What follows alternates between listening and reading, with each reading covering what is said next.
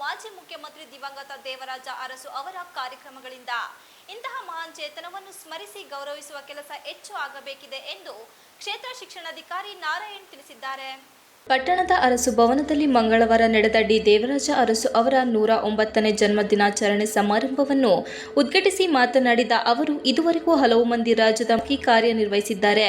ಈ ಪೈಕಿ ಪರಿಶಿಷ್ಟ ಜಾತಿ ಮತ್ತು ಹಿಂದುಳಿದ ವರ್ಗಗಳ ಹರಿಕಾರ, ಭೂ ಸುಧಾರಣೆ ಹಾಗೂ ಉಳುವವನೇ ಭೂಮಿ ಒಡೆಯ ತಂದು ರೈತರ ಜೀವನಕ್ಕೆ ಹೊಸ ದೆಸೆ ತೋರಿದ ದೂರದೃಷ್ಟಿ ನಾಯಕ ದೇವರಾಜ ಅರಸು ಆಗಿದ್ದಾರೆ. ಇವರನ್ನು ನಿತ್ಯ ಜೀವನದಲ್ಲಿ ನೆನೆದು ನಮನಗಳನ್ನು ಸಲ್ಲಿಸುವ ಕೆಲಸ ನಮ್ಮದಾಗಬೇಕಿದೆ ಎಂದು ಹೇಳಿದರು. ಕೊಡನೂರು ಬಿಎಂ ಶೆಟ್ಟಿ ಸರ್ಕಾರಿ ಪ್ರಥಮ ದರ್ಜೆ ಕಾಲೇಜಿನ ಪ್ರಾಂಶುಪಾಲ ಮಹೇಶ್ ಪ್ರಧಾನ ಭಾಷಣ ಮಾಡಿದರು. ವೇದಿಕೆಯಲ್ಲಿ ಎಸ್ಎಲ್ಸಿ, ಪಿಯುಸಿಯಲ್ಲಿ ಅತ್ಯಂತ ಹಿಂದುಳಿದ ವರ್ಗಗಳ ವಿದ್ಯಾರ್ಥಿ ನಿಲಯದಲ್ಲಿನ ವಿದ್ಯಾರ್ಥಿಗಳನ್ನು ಗೌರವಿಸಲಾಯಿತು. ಕಾರ್ಯಕ್ರಮದಲ್ಲಿ ಮಾಜಿ ತಾಲೂಕು ಪಂಚಾಯಿತಿ ಅಧ್ಯಕ್ಷ ನರಸೇಗೌಡ, ಮಾಜಿ ಪ್ರಧಾನ ಅಧ್ಯಕ್ಷ ಕೃಷ್ಣೇಗೌಡ, ಪಟ್ಟಣ ಪಂಚಾಯಿತಿ ಸದಸ್ಯ ರಶ್ಮಿ, ಅಧಿಕಾರಿಗಳಾದ ರವಿಕುಮಾರ್, ಬಸವರಾಜ ಟಕ್ಕಪ್ಪ ಶಿಗ್ಗಾವಿ, ರಾಜೇಶ್, ಅಜಿತ್ ಕುಮಾರ್, ಶಾಂತಮ್ಮ ಮುಂತಾದವರು ಉಪಸ್ಥಿತರಿದ್ದರು. TV 46 Malenadu news, Arkalgud.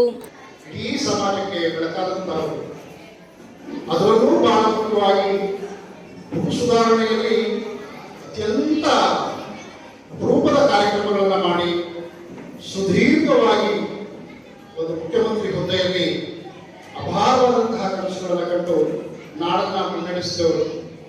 ಪುಟಾಣಿ ಮಕ್ಕಳೇ, ನಾವೆಲ್ಲರೂ ಹಾಕಿಕೊಟ್ಟಂತಹ ಮಾರ್ಗದರ್ಶನದಲ್ಲಿ, ಅವರು ಹಾಕಿಕೊಟ್ಟಂತಹ ಯೋಜನೆಗಳಲ್ಲಿ, ಅವ್ರು ಮಾಡಿಕೊಟ್ಟಂತಹ ಹಲವಾರು ಸುಧಾರಣೆಗಳಿಗೆ ಇವತ್ತು ನಾವೆಲ್ಲ ವೇದಿಕೆಯ ಗಣ್ಯರು ಬಂದು ಕೂತ್ಕೊಂಡಿದ್ದೀವಿ ಅಂದರೆ ಅದರಲ್ಲಿ ಅವರ ದೂರದೃಷ್ಟಿತ್ವ ಮತ್ತು ದೂರದೃಷ್ಟಿ ಅಪಾರವಾದಂತಾಗಿರ್ತದೆ.